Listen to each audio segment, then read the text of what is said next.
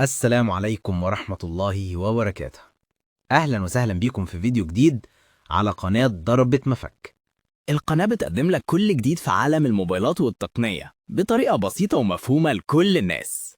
هتلاقوا هنا شروحات سهلة وبسيطة ومراجعات لأجدد الموبايلات في السوق، ونصايح تخليك تستخدم موبايلك صح وتستفيد منه لأقصى درجة من غير تعقيد ولا وجع دماغ. لو بتدور على موبايل فلاج شيب جامد في كل حاجة، تصميم، كاميرات، أداء وبطارية، فالفيديو ده معمول مخصوص ليك. النهاردة هنعمل مراجعة كاملة لموبايل أوبو فايند اكس 9 برو، الموبايل اللي شايل كل تقنيات أوبو الجديدة حرفياً. في الفيديو ده هتعرف كل التفاصيل من أول التصميم والشاشة لحد الكاميرات والبطارية، وفي الآخر هقولك رأيي بصراحة. أول حاجة التصميم. بصراحة الموبايل شكله شيك جدا وفخم، وزنه حوالي 225 جرام، يعني تقيل شوية في الإيد بس بيدي إحساس بالفخامة. الظهر جاي من إزاز وعليه طبقة حماية كورنينج جوريلا جلاس، والفريم مصنوع من الألومنيوم علشان يدي صلابة وقوة. كمان بيدعم اي سيم وفي مقاومة كاملة للمياه والغبار بشهادة IP68 و IP69، يعني لو وقع منك في المية متر ونص لمدة نص ساعة مش هيحصل له أي حاجة. بصراحة التصميم هنا ممتاز جدا.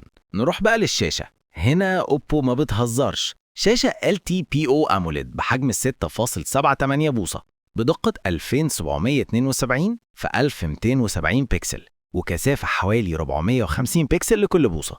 الشاشة دي بتدعم مليار لون ومعدل تحديث 120 هرتز، وفيها دعم دولبي فيجن و HDR 10 بلس و HD Vivid.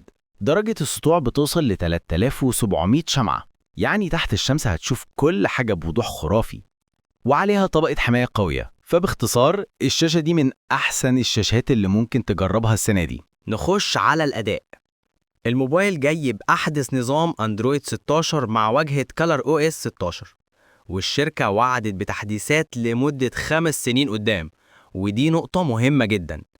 أما المعالج فده بقى الوحش الجديد من ميديا تك، اللي هو دايمنستي 9500 بتقنية تصنيع 3 نانومتر ومعالج رسومي ARM G1 Ultra.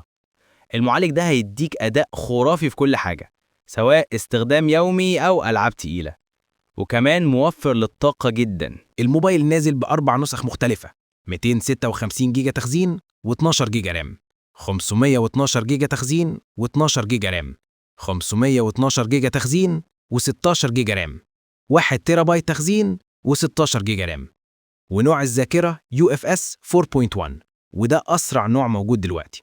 بس خد بالك مفيش مكان لكارت ميموري، فالمساحة اللي معاك هي دي اللي هتعيش بيها. ندخل على الكاميرات بقى.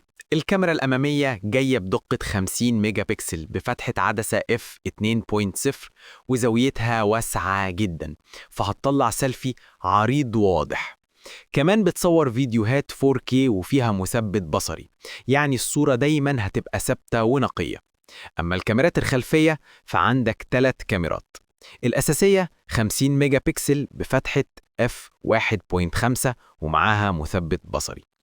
التانية 200 ميجا بكسل بفتحة f2.1 تيليفوتو بيريسكوب للزوم لحد 3x بدون فقدان تفاصيل.